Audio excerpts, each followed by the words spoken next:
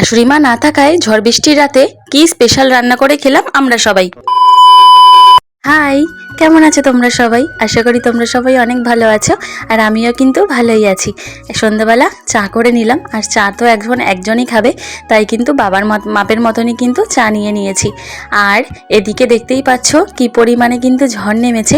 হ্যাঁ, অনেক দিন পর কিন্তু ঝড় হচ্ছে, আর গরমটাও মনে হয় একটু কমবে, কিন্তু আদৌ কি ঝড়টা ভালোভাবে হবে সেটা কেই বা জানে বলো। তো এখানে কিন্তু আমি ঝড়টা এনজয় করছি, আর এনজয় করতে করতে ভাবলাম যে আজকে একটুখানি বিরিয়ানি বানাই। আসলে এই বিরিয়ানিটা বানানোর পিছনে একটা রহস্য আছে।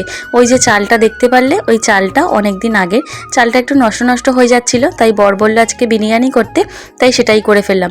ওদিকে তো কারেন্ট চলে গেছে দেখতেই পেলে, আর ঝড়টাও কী পরিমাণে নেমেছে সেটাও তোমাদের সাথে দেখালাম। আর এখন চলে এসেছি হচ্ছে ডিম ছুলতে।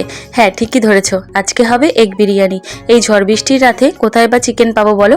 বাজারে গেলে হয়তো পেয়ে যেতাম, কিন্তু না, আজকে তো বর যায়নি বাজারে, তাই আর পেলামও না। তাই ঘরে থাকা ডিম দিয়েই আজকে করব হচ্ছে ডিমের বিরিয়ানি। এদিকে আমি ডিমটা ছুলে ডিম আর আলুটা ভেজে তুলে রেখে ওদিকে ভাতটাও নামিয়ে নিয়ে তারপর কিন্তু ডিমের কষাটাও কিন্তু একদম রান্না করে নিয়েছি।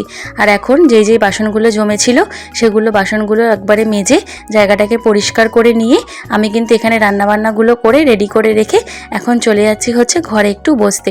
ওই যে এখন কারেন্টটা চলেও এসছে, আর এই কারেন্টটার জন্যই কিন্তু আমি অপেক্ষা করছিলাম যে কখন কারেন্টটা আসবে আর কখন বিরিয়ানিটায় দম দেবো। তো একের পর এক লেয়ারিং করে আমি কিন্তু এখানে বিরিয়ানিটা দম দিয়ে নেব।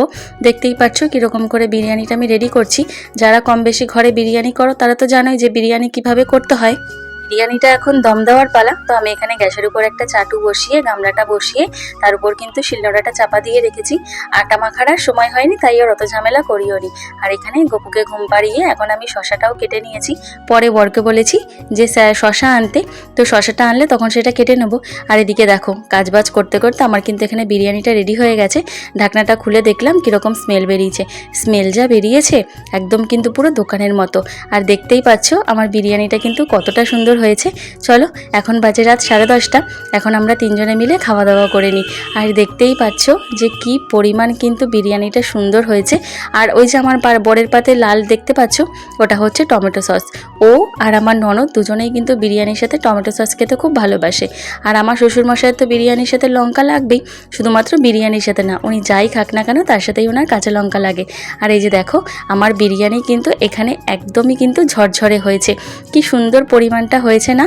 এখন কিন্তু বিরিয়ানিটা খেয়ে সমস্ত কাজবাজ করে চলে আসলাম রাত্রেবেলা চিয়া সিডসটা ভিজাতে। ওটা ভিজিয়ে রেখে চলো এবার ঘুমোতে যাই। তো চলো, আজকের মতো আমি ভিডিওটা এখানেই শেষ করছি। ভিডিওটা ভালো লাগলে চ্যানেলটা সাবস্ক্রাইব করো। বাই।